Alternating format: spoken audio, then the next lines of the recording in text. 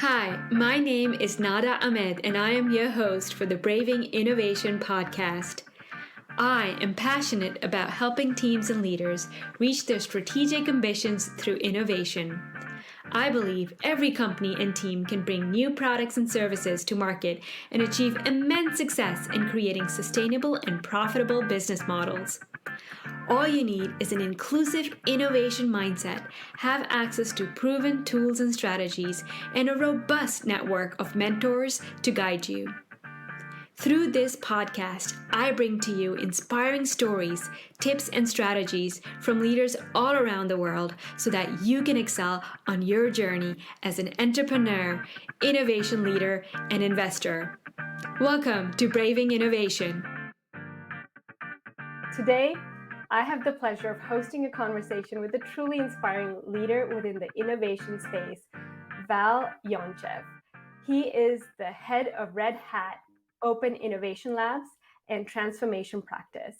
I actually got to know Val a few months ago in a program that we did together and was fortunate enough to work closely with him in a working group. And I really got to experience his leadership firsthand, his sense of purpose, his clarity and passion. He is really a thought leader in the innovation space and a master at orchestrating teams to collaborate and really perform at their highest level. I think the thing I liked about him most was that he was just very generous and giving in terms of his feedback. It was always very thoughtful and enriching, not only to me, but to the entire team. And he's really someone who brings his all to work to discover and build better ways of leading people and organizations and helping customers innovate and transform. So as you all can see, I'm a big fan, and I cannot wait to dive into the topics of innovation, collaboration, and transformation with you. Welcome, Val.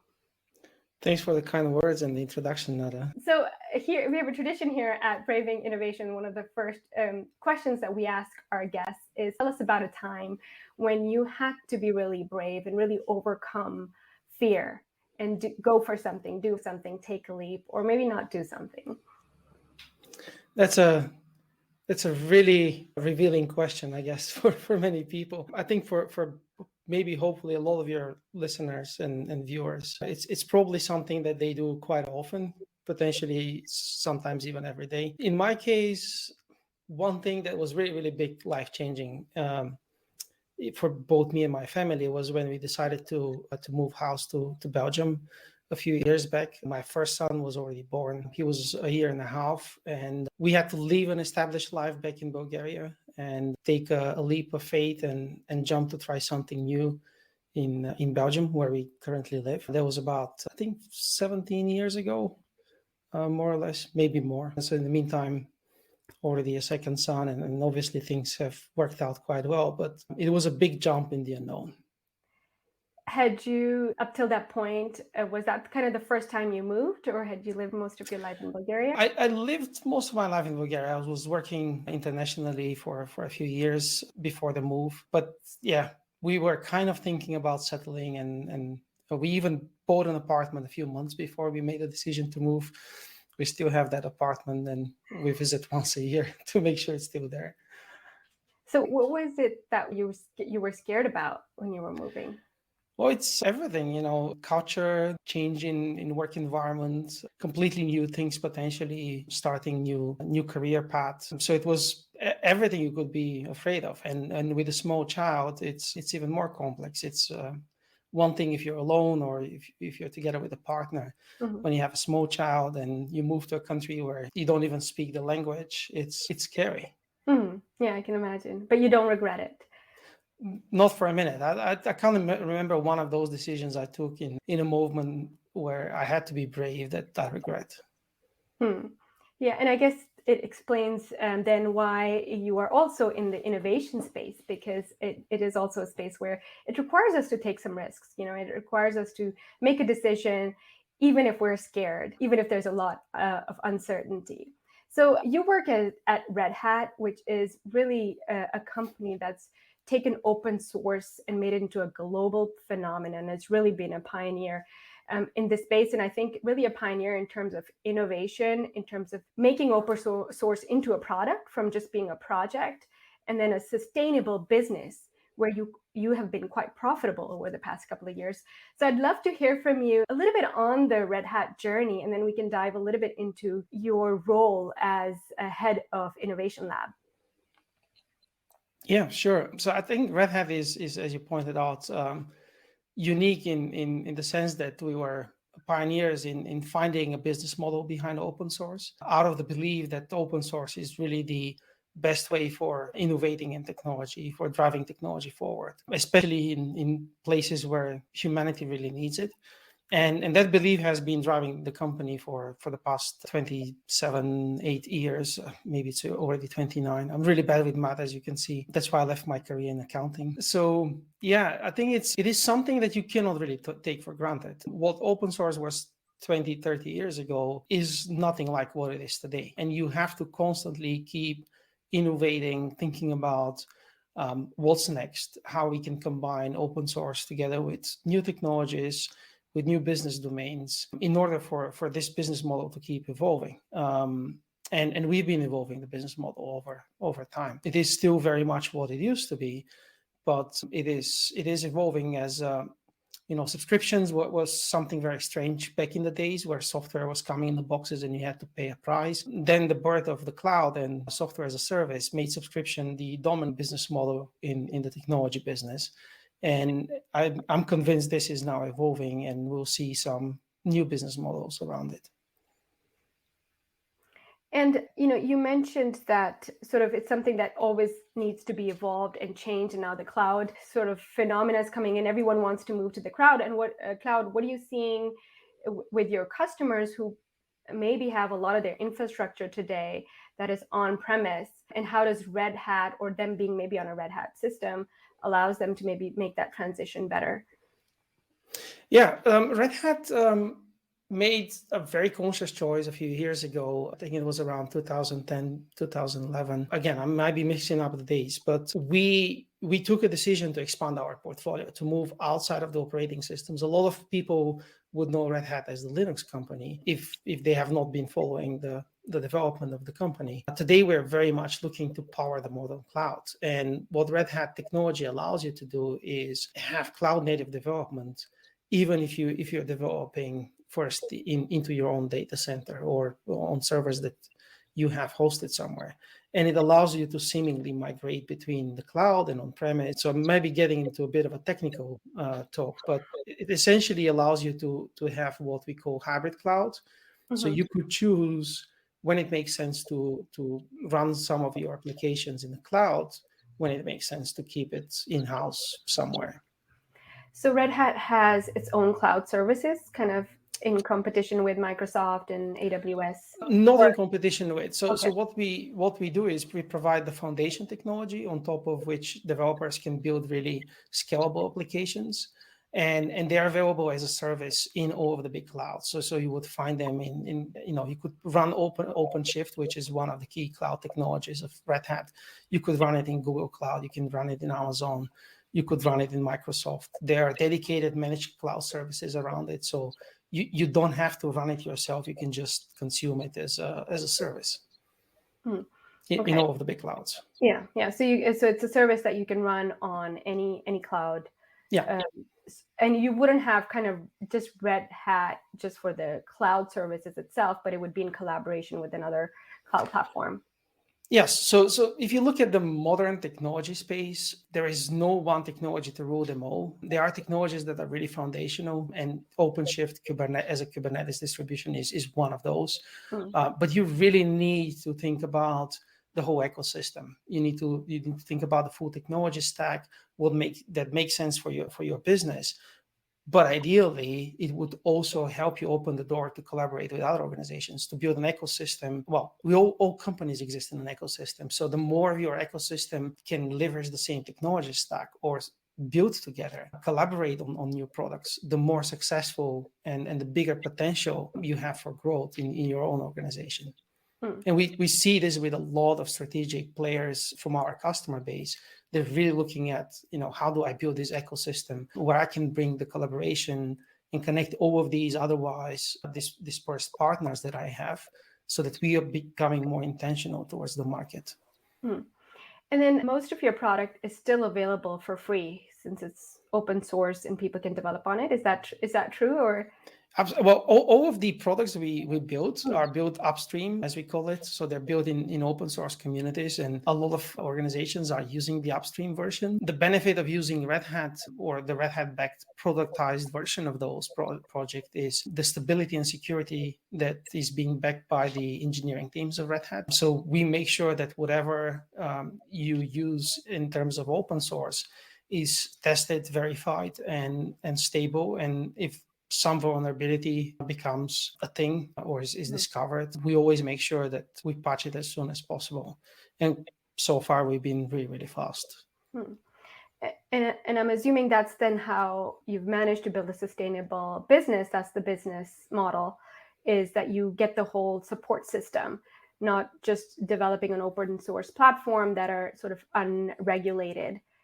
Yeah, the business model essentially is not selling the software. The software is free. What customers pay is the knowledge and the services that Red Hat has to offer, the support should something go. And that's quite different from most other players within the tech industry. So how do you think Red Hat has managed to succeed in this space? It was quite different. I think a lot of players are now moving in this domain, and you would find similar subscription business models in all of the big tech companies. I think it was simply because we were the only company that was really betting bigger than anyone on open source, and we had to find a way where we protect the open source principles, what we truly believed open source is about, without allowing business interest to impact the communities, to impact the technology. I think that was really the thing that allowed us to find a business model that made us successful, and not to neglect the fact that we have brilliant engineers, we have brilliant teams that make these technologies more reliable, more stable, at a friction of the cost of back then what was enterprise technology. I think that's super fascinating to see the journey of Red Hat. It's worth actually asking you, what is open source supposed to be, and why is it so important?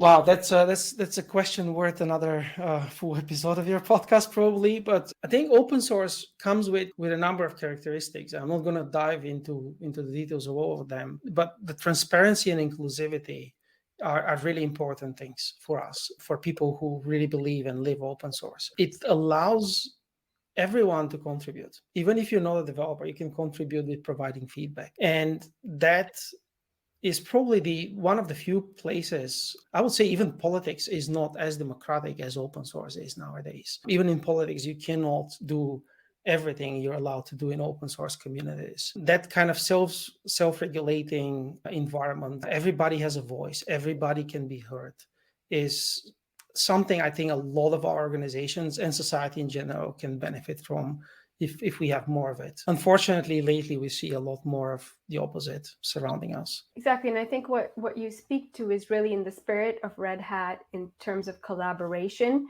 And so maybe shifting gears a little bit, from the technical side to really one of the questions that we're still exploring in most organizations, and particularly organizations who are trying to build these teams from different parts of the companies and getting them to innovate together, because we have ever more complex problems to solve in the world today, but we still haven't been able to crack the code for collaboration. So I thought maybe there's something we can learn from Red Hat on how do you actually get teams to collaborate. So that is a secret we keep in a safe, similar to other organizations. No, actually, there are books written about it. The Open Organization by our former CEO, Jim Whitehurst, is a really good start. I would say collaboration takes first and foremost purpose. A lot of the failures in terms of collaboration outside of the organizations, when you have to collaborate with other players, when we speak about ecosystems, there is lack of clarity on the purpose and how it serves all of us as an ecosystem. Unfortunately, a lot of organizations are still managed in a very traditional management style, with the industrial era management, where the belief of a zero-sum game is really guiding people. Truly successful collaboration happens when you see that it's an infinite game, that there is not one game. There's no one pie. There are multiple pies out there. We don't need to split it. We need to figure out how to build more of those. So it starts with a really, really clear purpose. Why are we doing this? Beyond our individual organization, how does it benefit a group of people, society, or community out there? And then transparency in the relationship. It doesn't matter who you are. It doesn't matter what label your t-shirt is carrying. It is all about how you contribute. What is the value that you're adding to this partnership, to this work that we're doing, to this product that we're building, or this project that we are starting together? And there's a reason why we articulated those 5 characteristics of open organizations. So Jim Whitehurst wrote about them in the Open Organization book: transparency, inclusivity, collaboration, adaptability, and community. So whenever you see successful collaboration in modern organizations, it is because of all of these happening in a very intentional way. And transparency for me is really foundational. If we're transparent, if you understand what motivates me, why I'm doing certain things, if we have this common agreement on how we're going to collaborate in order to adapt towards the surrounding environment that keeps changing and the world keeps throwing all kind of curveballs at us. When we have that, it is a lot easier. So what we do quite often in our engagements is we ask people for a specific dress code. It starts with a specific dress code. And if you don't have a t-shirt, we'll give you one.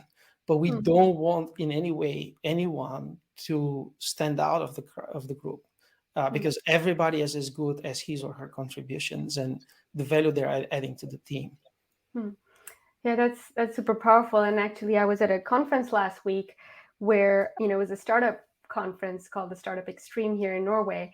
And there we didn't have sort of the traditional badges you get at conferences where you're like, I'm the speaker, I'm the investor, I'm the startup. It was like we were all told to dress in t-shirts, and we just kind of got like a little hand bracelet that we're attendees. So no one kind of knew who was the investor, who was the startup, who was the entrepreneur. And that just created an environment where you're a lot more open to just kind of reaching out, talking to people, and really connecting at the human to human level. So what you're saying, and just kind of that gesture of telling everyone, let's just wear t-shirts, it reduces those hierarchies and those kind of mindsets that we create around power, the right? bias. And the bias. Absolutely, the bias. And really what stood out to me from what you're saying is, one, of course, you said the purpose is super important, that you get the team together around the purpose.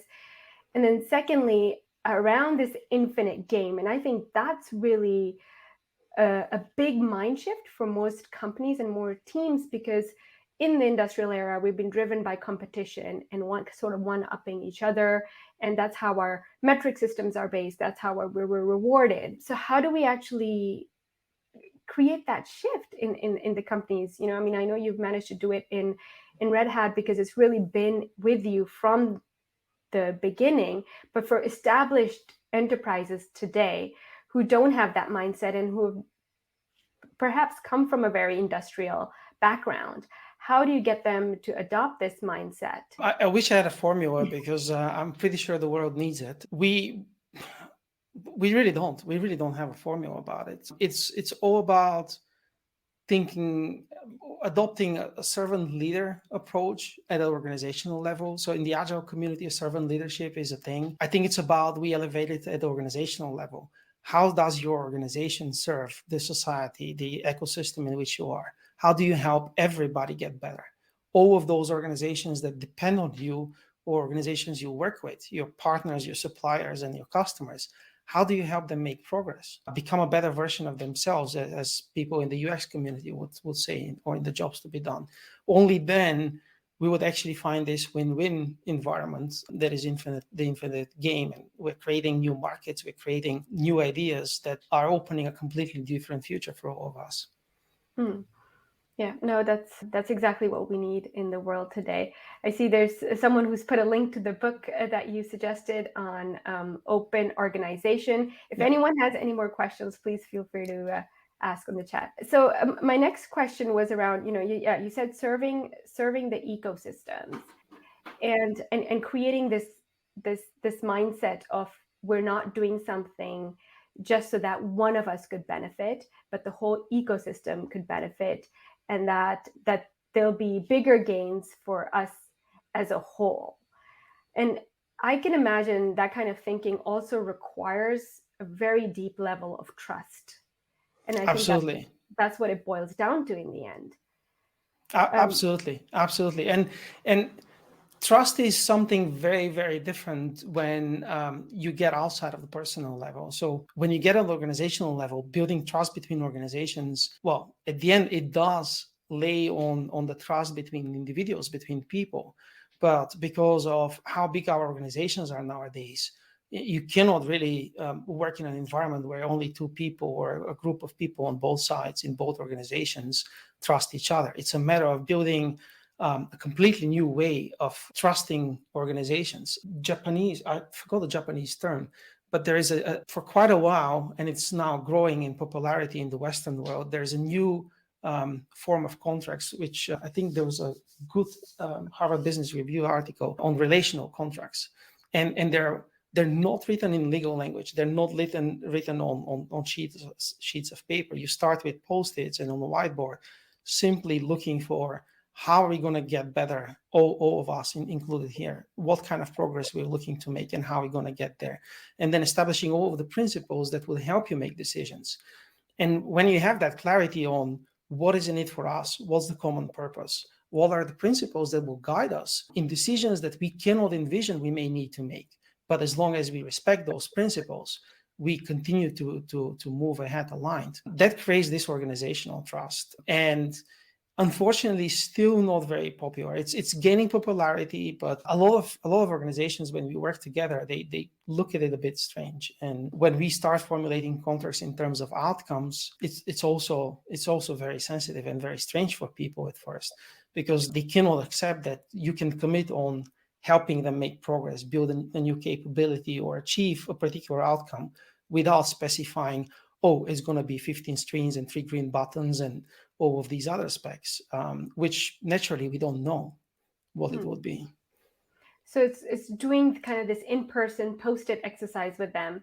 And what kind of questions are you asking them? So there are several fixed questions. As I said, probably on top of my mind, I'll forget it, but we can link in the descriptions and in the comments to those. As I said, it's about the common purpose, what we're trying to achieve, what is the win-win, then what are the different benefits for each of the players, for each of the parties in the contract. The principles is a really, really important one. The guiding principles, or in the startup world, a lot of people call them first principles. The things that guide you even in decisions that you didn't know you have to make, and then establishing some minimum form of communication and collaboration. So who is going to be active on all sides, and putting all of this in some form. It can be virtual whiteboard, it can be a real whiteboard. That's what it matters, because it's not hiding all kind of tricky sentences on thousands and thousands of pages. We can always easily go back and refer to it and establish if we have drifted away. So that is something I can definitely recommend to people to look into. That sounds very powerful, because what we usually traditionally end up doing in corporates is that we just take out our PowerPoints, our computers, and then we start talking around something that we've already sort of thought about, and not really creating that room to build not only trust, but also collaboration, because we come with this assumption that trust is built over time and we can't build it in one day. But I can imagine by just doing this workshop the first day, and you're really talking from your heart about what's important to you, what kind of values do you care about, what is your goal here, and creating that arena where we can all talk openly and actually create trust. So I really like that. And I'd love to get the link for that so that we could post it for our community. Sure thing. Yeah. And so I thought maybe we could, we are coming a little bit towards the end of our time here, but one more thing I wanted to touch on is something that I've seen you also talk about is team topologies. And I know that's also based on a book. And I thought maybe if you could give us like a brief 1-minute version of what does it actually mean, and why has it become so important in particular for you in the work that you do? Yeah, so I have to give recognition to the authors of Team Topologies with whom we're really, really close, Matthew Skeleton and Manuel Pais. So in the 1-minute version would be, if you believe, as I do, that the modern world has to be managed in a different way, that technology has to be built in a different way. It can be built in a different way, and we see some organizations do it really, really successful. It requires a new leadership, a new organizational patterns. And Team Topologies helps you answer what are those good principles that you can follow in order to build an organizational pattern that works for you. I'm not saying there is a unique model that you can borrow and apply and restructure from department X to department Y. That's not it. The principle is look at the smallest unit of value generation, and that's the team, not the people, but the team. And think about how you can deliver technology better using all of these patterns that are discussed in the book. This is based on years and years of research of successful organizations in the cloud native space, successful technology-driven organizations. And I have personally used it for several years now. And I don't see anything better in that space to guide leaders who want to build a successful technology organization or organization that relies for a big part in their products and their service offerings on technology. So this is a specific way of working for tech teams. Not necessarily only tech teams. You could really expand to all of the teams that you have in the organization. The logic is universal. Okay, so and is it a way of kind of working together, sort of the sales team and the product development team? Yeah, it is. It's a concept that allows you to abstract certain commonalities, things that would help all of the teams that are building products and build a kind of a platform. Let's call it platform. Well, it is called platform, but don't think about a technology platform. It can be really a combination of many different things, including ways of working and non-technology artifacts. So a platform that allows the team that are building for the real customer of your organization to focus on the real problem, on the real job to be done, all of their energy, all of their creativity, without having to deal with the heavy lifting that they may need to do in order to make this idea reality. So a lot of these common things that are just delivered from the platform to those teams so they can focus more of their time on what really matters. So it's really a strong focus on kind of alignment and what we're trying to do here, what we're trying to achieve. Okay, definitely a book that I haven't read and I need to get my hands on. So thank you for that. And another thing I wanted to, before our time is running out, but I wanted to touch on is you mentioned that in your role, and I think in Red Hat generally, you've been used to working quite remote, and this has become now the standard for most organizations in the pandemic, and now post-pandemic, we're still trying to grapple with what's the future of work going to look like. And so maybe some reflections from you on how you see heading into this kind of hybrid work environment where we work a lot from home also, but also we need that face-to-face interaction. I'm really happy the pandemic kind of shut all of the skeptics about remote working and distributed work. Unfortunately, I've seen a lot of people that get overexcited and predict a future where we would never have human interactions. So I definitely hope this would not happen, because we have never been a fully remote organization. Even though open source happens in fully remote distributed teams and in communities, they would still find opportunities in conferences or in other occasions to meet. And that human interaction is of critical importance. The most successful organizations I've seen, even those that say they're fully remote, they still have those human interactions on several occasions throughout the year. And nothing replaces this. So I think there are things that are better off remote, and there are things that still require the human interaction. And I hope we'll see a good balance in more organizations going forward. Mm-hmm. Thank you so much, Val. This has been such a great conversation. I could go on a lot longer with you on many of these topics, but I think I have personally learned a lot. I mean, learned a lot about the inspiring history of Red Hat and open source and open innovation, and I'm really looking forward to following your journey as a leader and also as a company on where Red Hat takes us into the future, really having that forward, future-leaning mindset and a flat organization and a new way of thinking around leadership. So thank you so much for joining us.